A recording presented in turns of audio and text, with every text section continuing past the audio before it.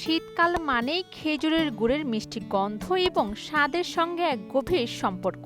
আমাদের দেশের বিভিন্ন জেলায় শীতকালে খেজুরের গুড় তৈরির ঐতিহ্য বহু বছর ধরে চলে আসছে। প্রতিদিন রুটির সঙ্গে হোক কিংবা শীতের পিঠা, পায়েসে খেজুরের গুড় থাকতেই হবে। তবে প্রতিদিনই কি এই খেজুরের গুড় খাওয়া ভালো? বিশেষজ্ঞদের মতে খেজুরের গুড় বা নলেন গুড় রয়েছে নানা পুষ্টি উপাদান। এটি হজমের সমস্যা দূর করে। এই গুড় কোষ্ঠকাঠিন্য, আমাশা, বদহজমের মতো অসুখকে দূর করতে কার্যকরী।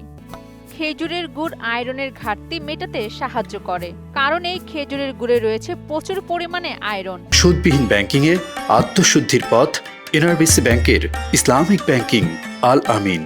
তাই খেজুরের গুড় খেলে শরীরে রক্তশূন্যতা সহ আয়রনের ঘাটতিজনিত নানা অসুখ দূর হয়। তাছাড়া এই গুড় লিভার ভালো রাখতে সাহায্য করে। এই গুড়ে থাকে প্রচুর সোডিয়াম ও পটাশিয়াম। এই দুই উপাদান শরীরের পেশিকে শক্তিশালী করতে কাজ করে। নিয়মিত খেজুরের গুড় খেলে তা মেদ ঝরাতে এবং ওজন নিয়ন্ত্রণে রাখতে কাজ করে।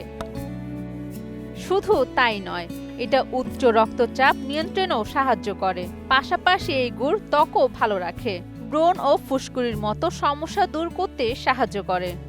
আর তাই এই শীতে মন ভরে খেতে পারেন খেজুরের গুড়। অরিন সুলতানা, মোহনা ডিজিটাল।